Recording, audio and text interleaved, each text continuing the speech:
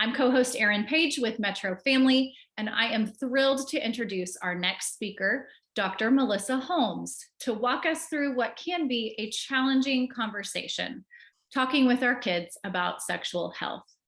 As a mom of 3 young kids who's had the opportunity to listen to Dr. Holmes previously, I can assure all of you that while this topic can bring up those feelings of overwhelm or insecurity for us as parents, Dr. Holmes is here to encourage and empower us. Welcome, Dr. Holmes. Thanks so much for being here.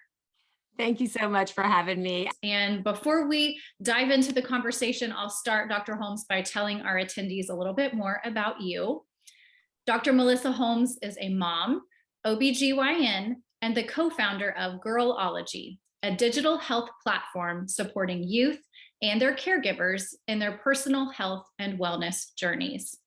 She has more than 20 years experience as an OB-GYN with expertise in pediatric and adolescent gynecology, and as an educator for medical students, residents, and colleagues.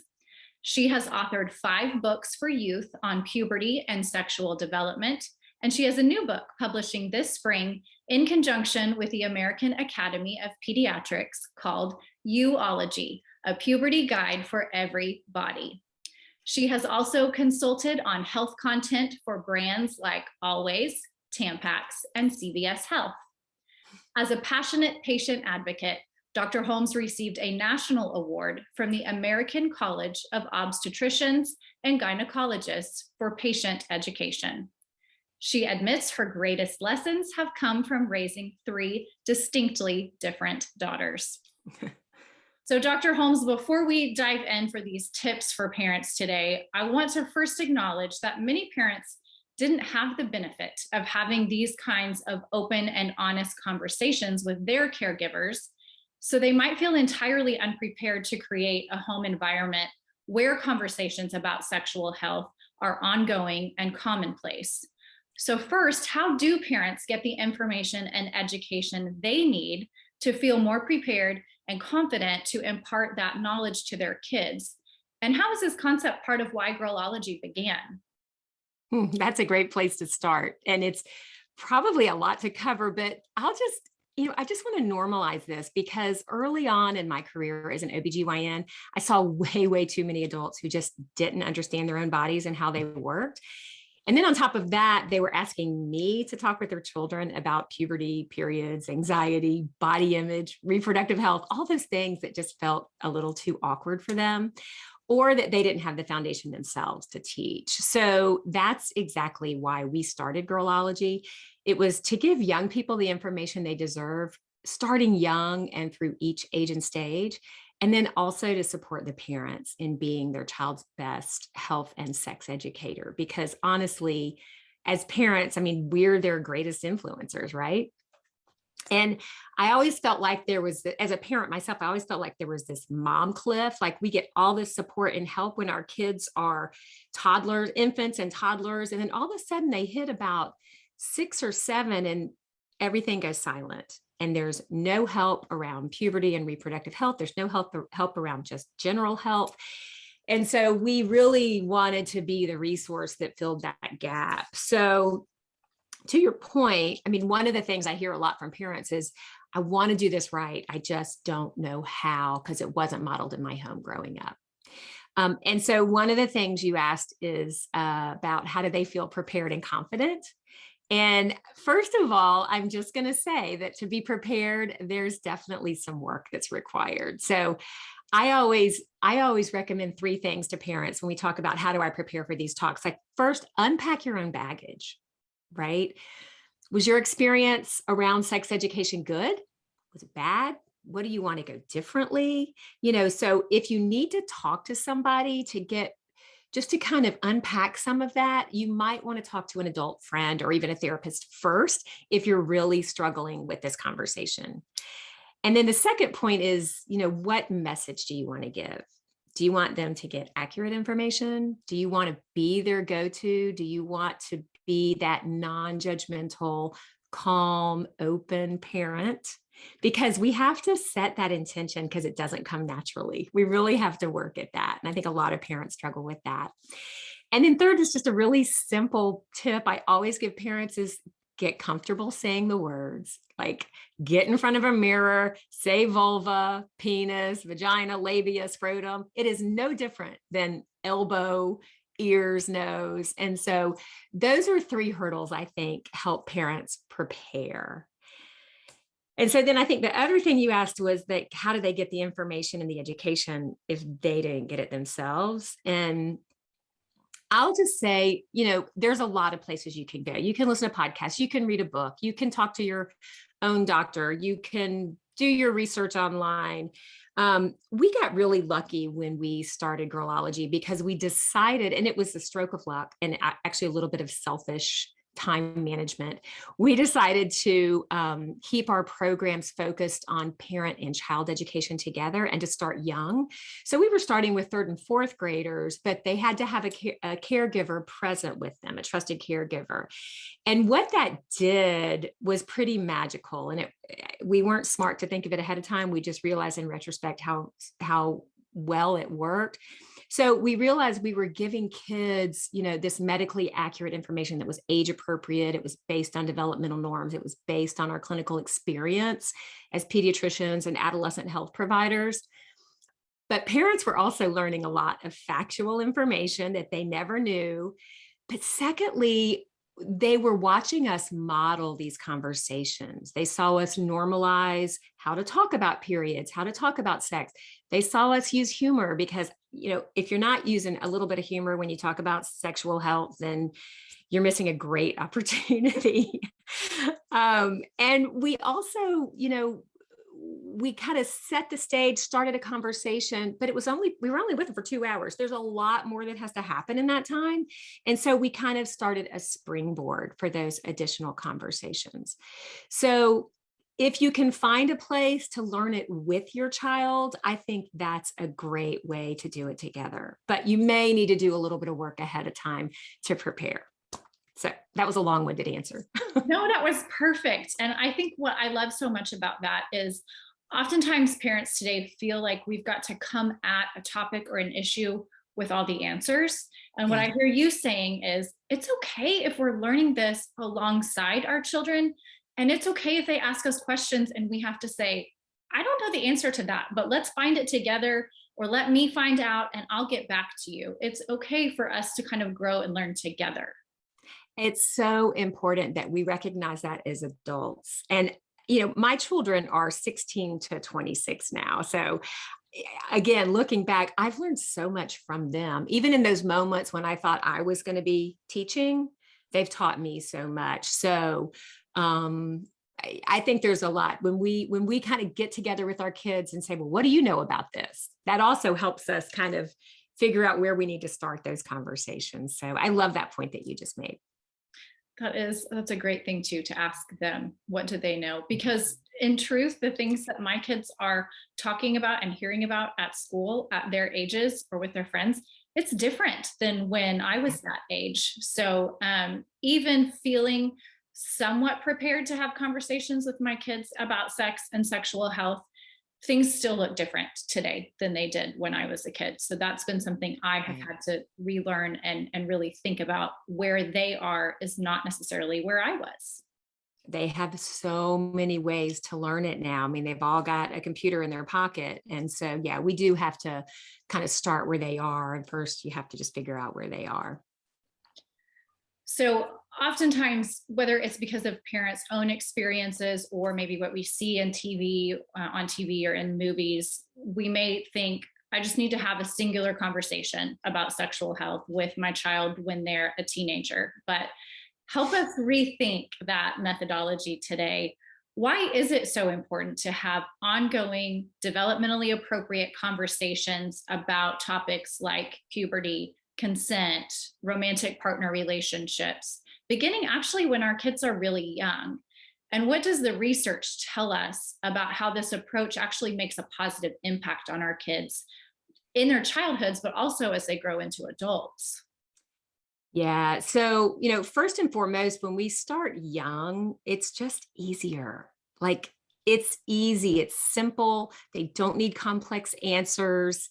And it kind of sets you up as their go-to trusted resource. Like you're open to their questions, you're answering their questions.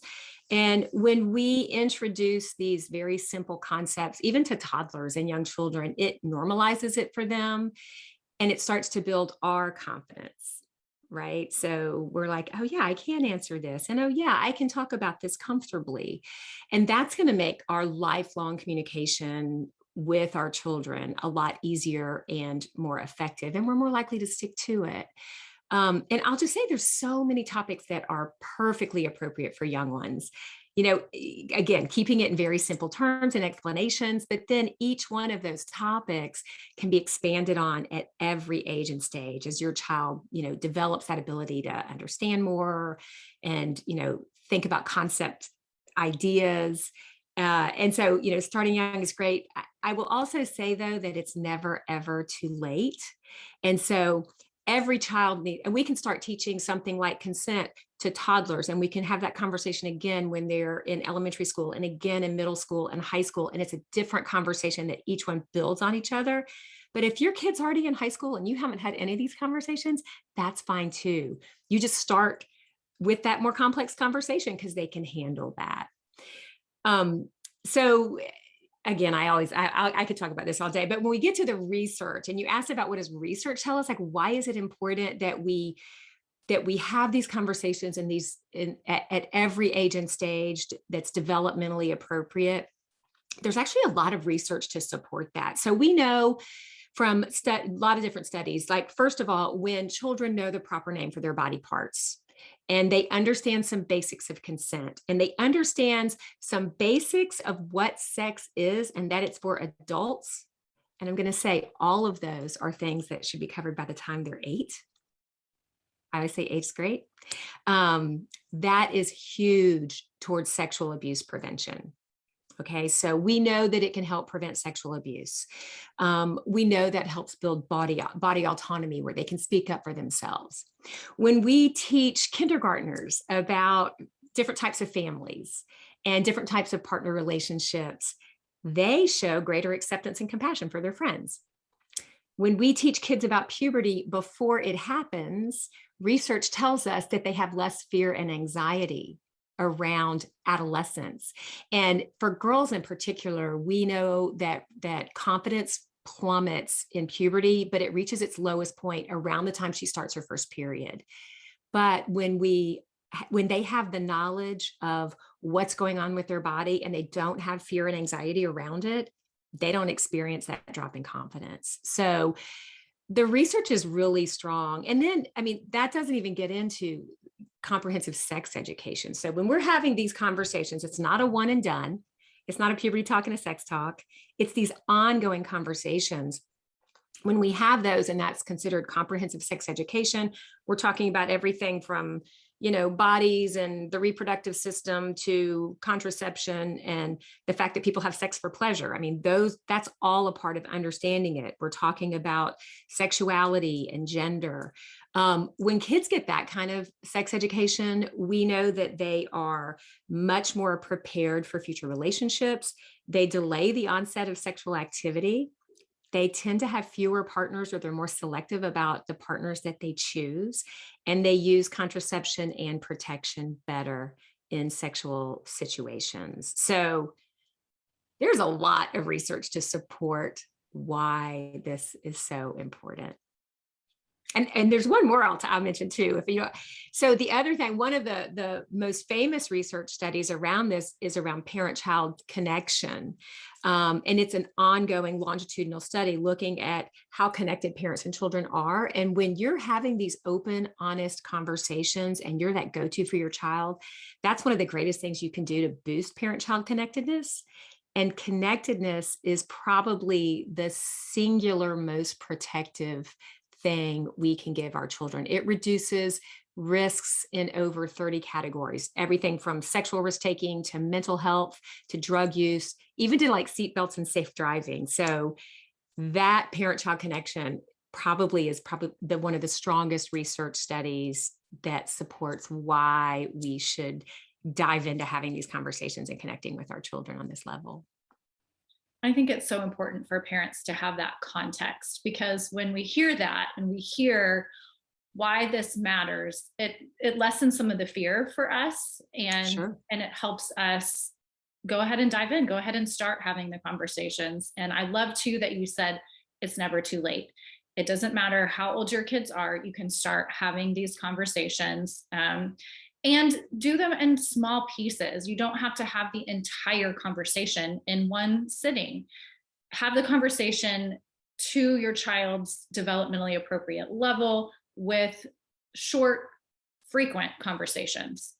Short is key, especially when they're adolescents. I mean, you need to have your conversation during the commercial break and be done with it. Like if you're watching a show together, I mean, there aren't many commercials on some of the things they watch anymore, right? They're all on Netflix.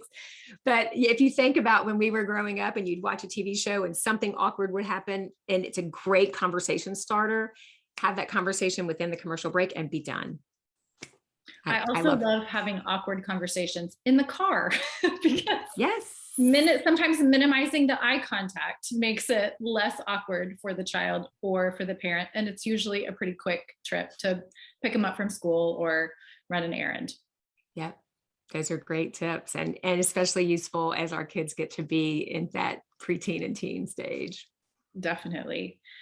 So when we think about having these more ongoing conversations, can you give us some examples of what that might look like as we're talking to a child about puberty or consent? How does that evolve from when a child is a young toddler to their teenage years? And then there's kind of this duality here. How do we know how much information to provide our kids proactively versus being able to react when they have a conversation with a friend, see something online that piques their curiosity, so we're prepared to answer those questions that they're bringing to us too?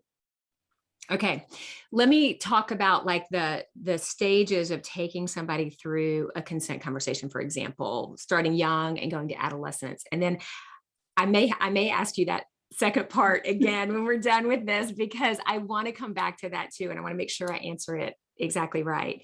But if you take consent for example, you can start teaching consent, as I mentioned, when your child is a toddler, an infant, even by doing a few things. Like number one, especially for the toddler, when they say no, respect that no. Don't laugh at them for saying no, respect it, because what that's doing is you're telling them their voice matters, which we want all of our adolescents to understand, right? If they say stop, you stop. And not only do you stop, but you hold everyone accountable for the same thing, even siblings. So when there's fighting, roughhousing, tickling, I had this conversation with another parent recently about the dad was tickling the daughter and she was having fun. And all of a sudden, she didn't seem like she was having fun anymore. And she was saying, stop. And you have to recognize and react to opportunities like that so that you're modeling respect for consent and boundaries as well. So, you want to teach them their voice matters, you're respecting their boundaries, and you're also giving them this sense of body autonomy, like they're in charge of what happens to their body. You want them growing up with that. The other thing you can do throughout their life, toddler, child, adolescent, is ask permission for anytime you're going to touch them, you want to show affection. I mean, sometimes as parents, we know, like last night, for example, my daughter just was having a bad day, just leaned in and cried. There was no like, can I hug you? Anything like that. It was obvious as parents, we know that sometimes.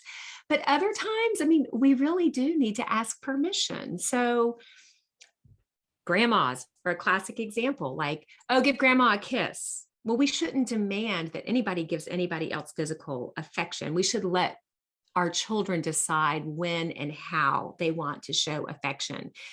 We don't let them be disrespectful. So you can give them options. Like you can say, well, how do you want to say goodbye to Uncle Joe? Do you want to give him a high five? Do you want to blow him a kiss? Do you want to give him a hug?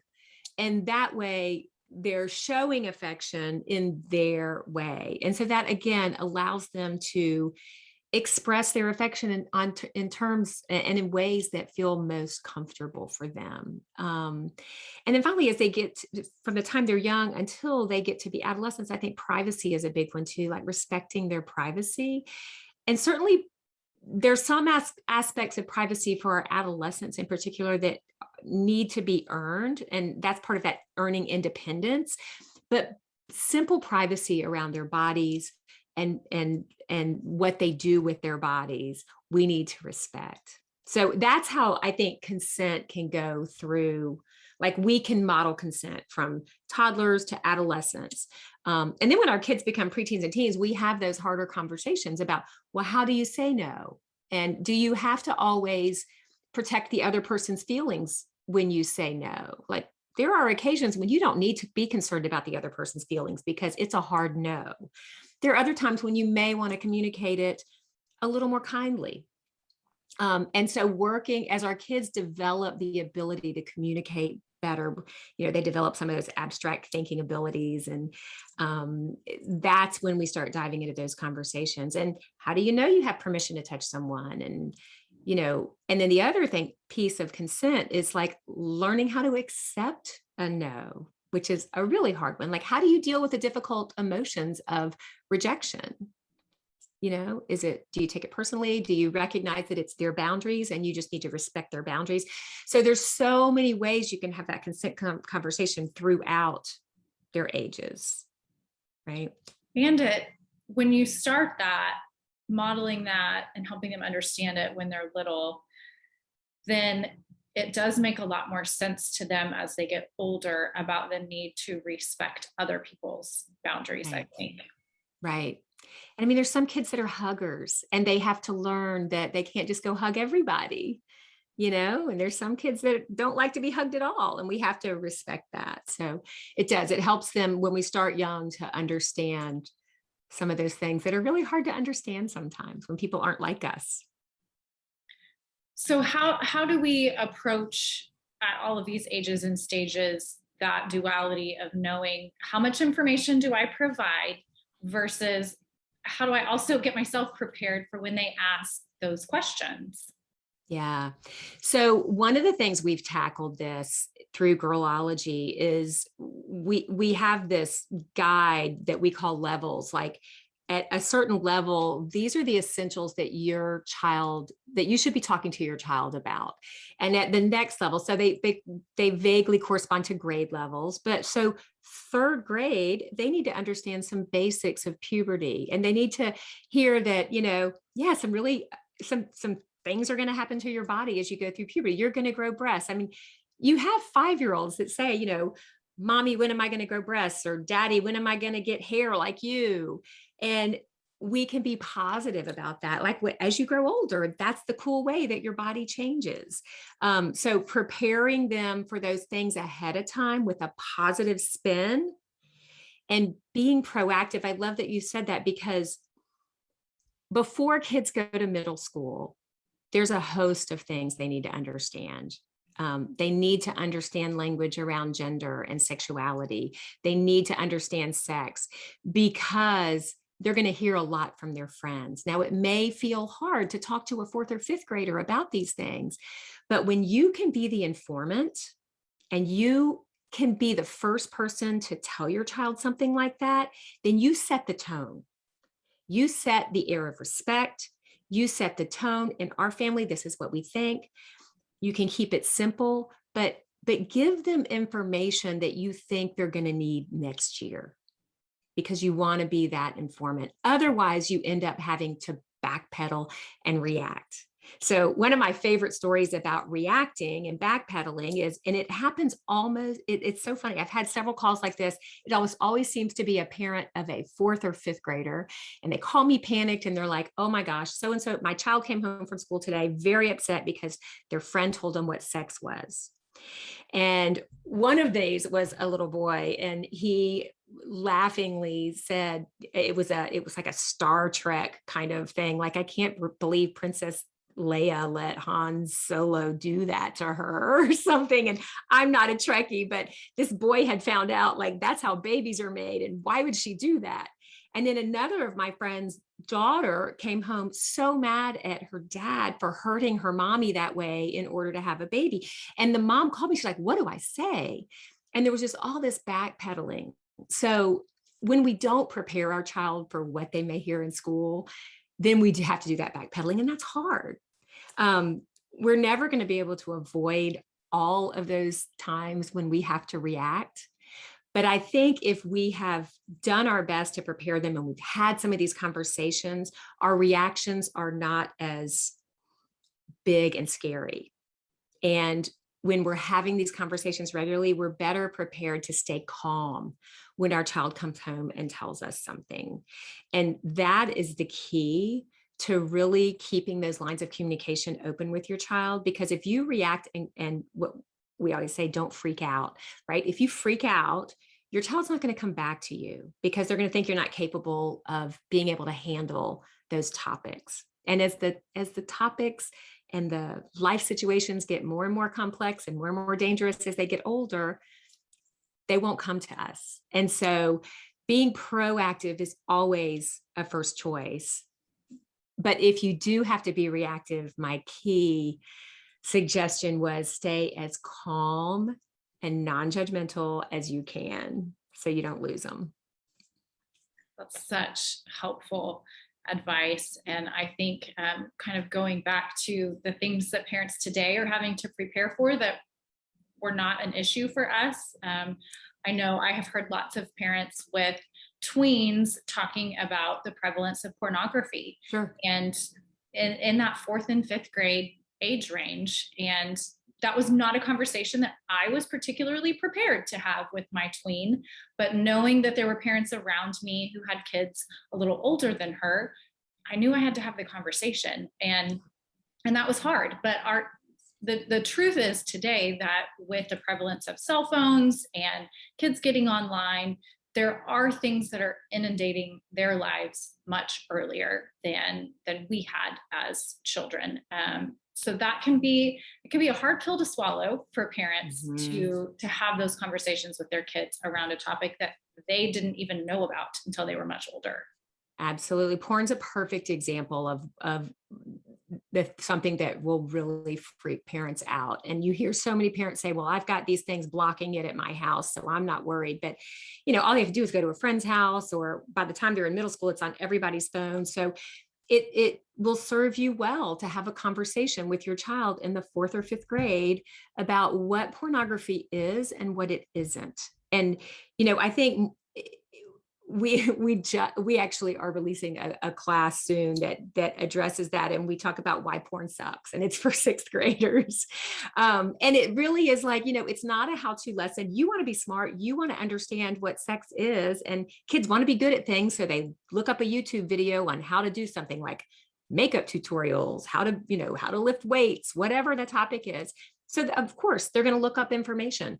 This is not a how-to lesson. It's not reality. It will change the way you think about relationships and people and violence. And if you look at it and it makes you feel guilty or shamed, or you try to hide it from me, all that's saying is that you're not a bad person. You've just done something that made you feel wrong. Like it made you feel like you weren't doing something right.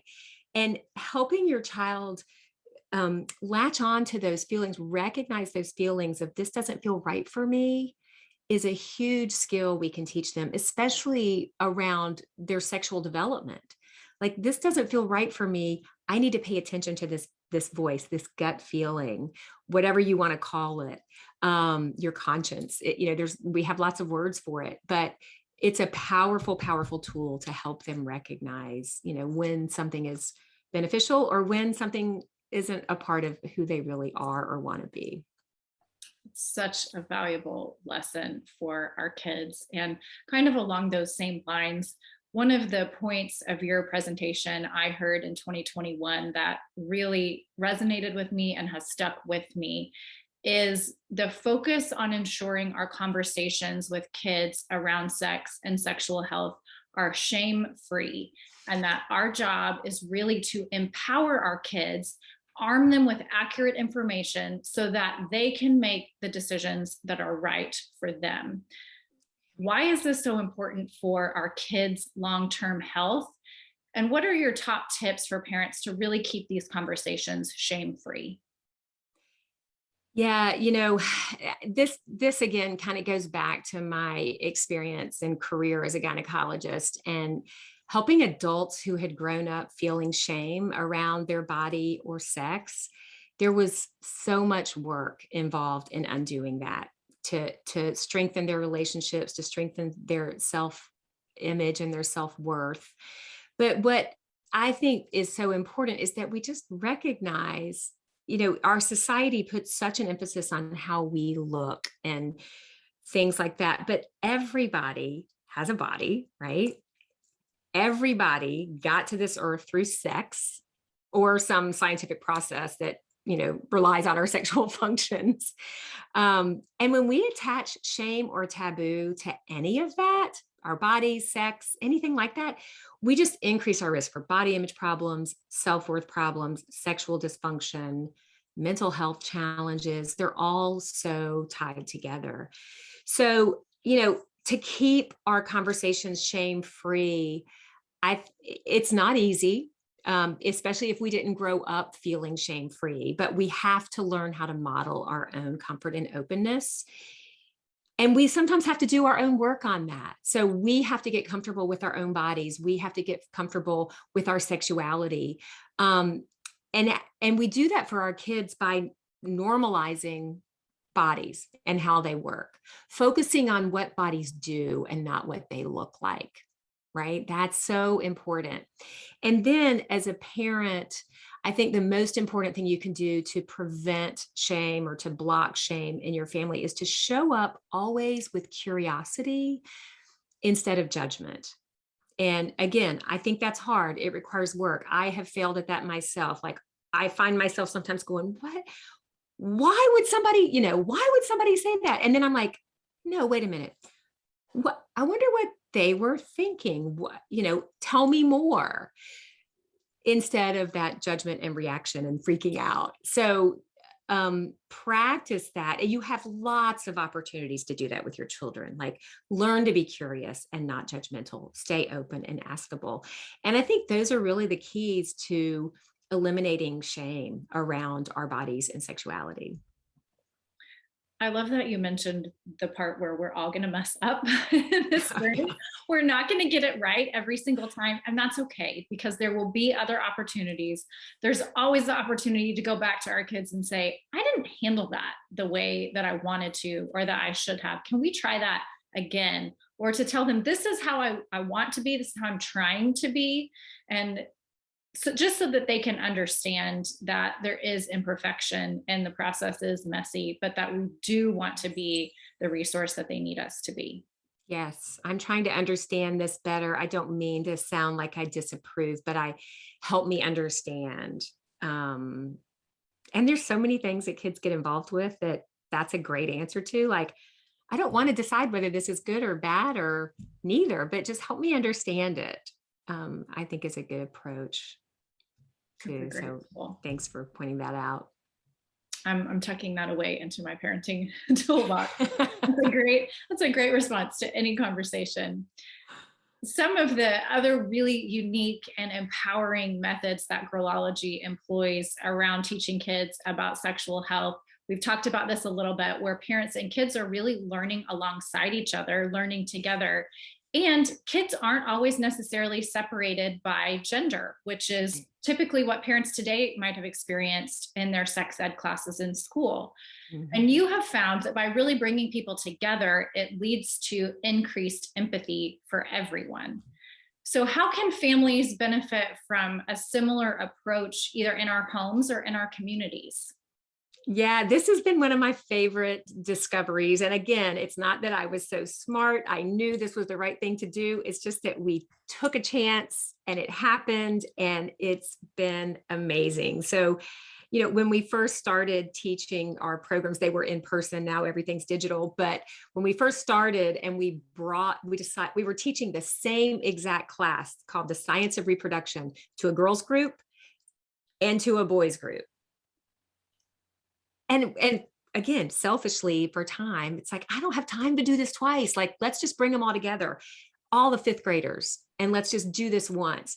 The parents, and I'm in South Carolina, We were doing this in the South. So, I mean, I know Oklahoma can be a little conservative. Anywhere in the South tends to be a little conservative. Parents were wigged out for the very reason you said, like they had only heard of sex ed separated by gender.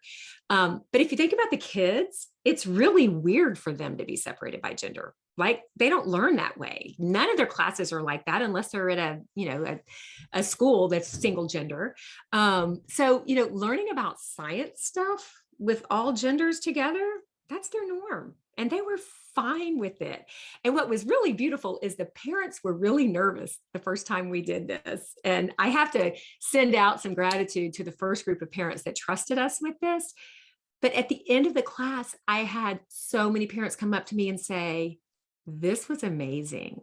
Like they heard the natural curiosity that came from all the kids. Like everyone had questions about periods. Everyone had questions about erections and ejaculations and wet dreams. And everybody was so curious. And they all were more compassionate because they learned that everybody has weird stuff happening in puberty. And they were like, oh, yeah, well, they have some weird stuff going on too. The other thing that's happened, I mean, we started this 10 years ago. Over the past 5 to 7 years, we've had more parents saying, well, if you're doing a girls class and a boys class, where does my gender diverse kid fit in? And it just eliminates that. So everybody feels included. Everybody gets to be a part of it. Everybody is seen. And that's important. So if you're trying to do this in a family, I think there's just no need to keep information about our bodies a secret from our children that don't have the same body parts, right? So dad doesn't have to talk to his sons. Mom doesn't have to have the talk with their daughters. Now, when they are 8, 9 years old, sometimes that's more comfortable. But I always recommend that if there are two gendered parents in the family, that both of them show up afterwards and say, listen, I don't have periods, but I understand what they are. And I'm always here to help you with them. Or, whatever your family situation is, I just think any parents, any supportive adults, any caregivers need to acknowledge, like, I may not have experienced what your body is going through, but I'm here to support you. And I know a little bit about it, so I can help you. Because I mean, all kids are curious. And like you said, I mean, we're just going to make them more compassionate. And the other thing that I think happens, especially when we talk about sex and sexuality in all gender groups, is that they just learn to communicate with each other better.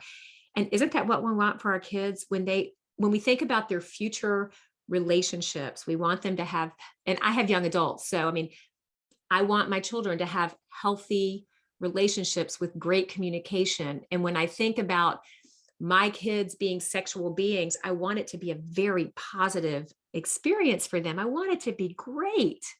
And so one of the questions I always kind of put forward is, when kids say, how do I know when I'm ready to have sex? I'm always like, well, what do you want it to be like? And are you ready? Are you able to make those things happen in the relationship that you're in? And so when we have that conversation in mixed gender groups, everybody starts thinking along those lines. Like, well, what do I want it to be like? And if it's, a boy may hear a girl say, well, I want there to be a lot of trust and communication. And, a girl may hear a boy say, well, I don't want it to be in the backseat of a car, so you just hear all these different perspectives, and it helps them understand each other better, and it helps them be more compassionate, and it helps them communicate their needs and their wants and their hopes. I love that. That's so powerful. And I think such an important shift in the mindset of parents today. It is. And I mean, but when you really get down to it and you go back to what we were talking about at the very beginning and you say, how do you want this to go for your kids? I think in our heart, we all just want it to go well. We all want them to grow up, feel good about their bodies, and find healthy, fulfilling relationships. And when that's at the center of if we keep that at the center of all these conversations, then I don't think we can go too far off course. That's a good way to keep all this grounded and a good focus for parents to have. Also talking about creating more empathy, your new book, which releases this spring, is called Youology, a puberty guide for everybody. And it's the first book of its kind developed in conjunction with the American Academy of Pediatrics that embraces a gender inclusive approach to talking about puberty. For parents who have a transgender child or a child who is questioning or exploring their gender, how does Youology's approach provide valuable information and affirmation for these families? And why, again, is it so important for all kids and families to have access to information presented in a more inclusive way? Well, we don't claim to be the expert book for transgender children, but everybody goes through puberty, and every child deserves to be seen in a book about puberty. So that was why we wrote it. And plus, we had written Girlology in 2010. We had written Guyology in 2015. And now we have this new language around gender and sexuality and just this more expansive understanding of gender. And so it just makes sense that we moved into Youology, because it really is about you and your experience and you being seen, and you seeing yourself. And so what I love about this book, so Dr. Trish Hutchison is my partner in Girlology. She's a pediatrician. The American Academy of Pediatrics also assigned another pediatrician to work with us on this, who is a member of the LGBTQ committee for the American Academy of Pediatrics. And she does a lot of education on using gender inclusive language and helping parents with gender diverse kids navigate that very difficult journey. And I mean, it's hard for all of us because we didn't grow up with the language or the understanding. So even the most supportive parent still needs some help. And it's just been an amazing experience for me to learn more about how we can be more inclusive and how we can speak to all kids without making anyone feel singled out or othered or, not a part of the conversation. So yes, we talk about girls, we talk about boys, but we also talk about girls like I can't remember the characters' names, but we have several characters and we have some short stories in the book. So I think one of the girls' name is, or one of the non-binary kids' name is Kimmy. And we're like, so kids like Kimmy will have this happen to their body. Kids like Oliver, I think we have an Oliver, will have something like this happen to their body. And so we were able to kind of bring it all together. So it's written at like a 4th, 5th grade level. And it just helps kids understand what to expect and how to respect each other and understand each other. And I think it's going to help a lot of parents understand that we can talk about this without it making, if you have a cisgender heterosexual kid, which is 90% of the population, right, of children, they're going to see themselves too. But it's not going to leave out the small percentage of kids that often find themselves left out.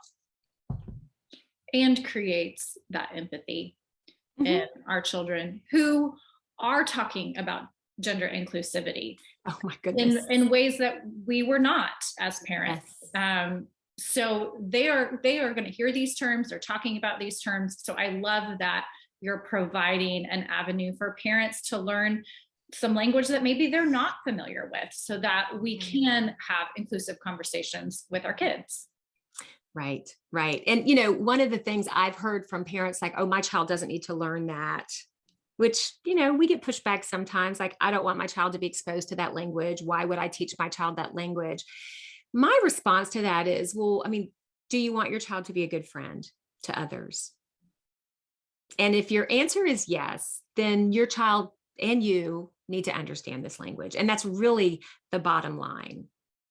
And I say the same thing when parents say, oh, my child doesn't need to learn about sex because they're going to wait till they're married. I'm like, oh, if your child is confident enough to be waiting till they're married, then your child must be a leader and must have a lot of confidence. And I am sure their friends are going to come to them for advice. So your child definitely needs to understand this so they can help their friends. So, I mean, I think that when we think about serving others, this is all a part of it. Like teach your child so that when they have friends that don't have this information, they can also, be helpful or understanding or whatever. I love that. That's an important part of raising empathetic kids.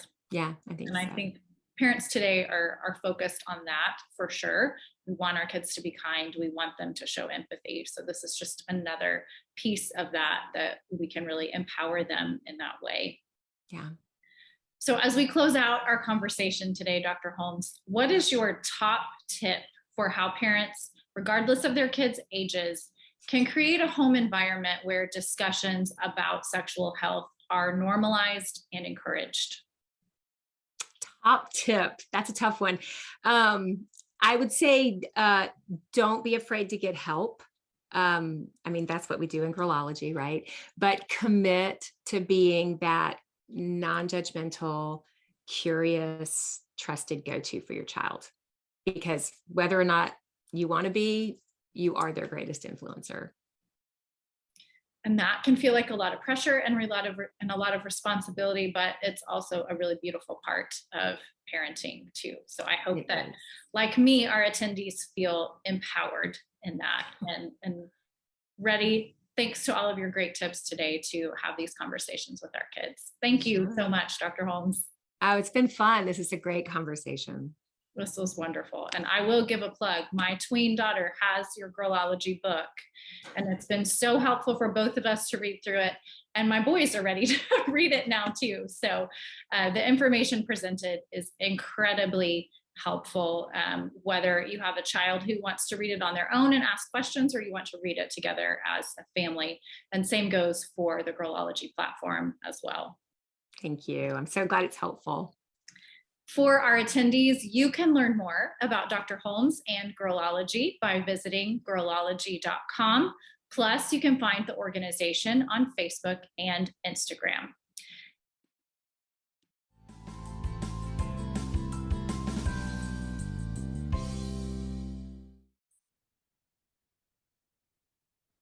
Welcome to Raising OKC Kids, Conversations with Metro Family.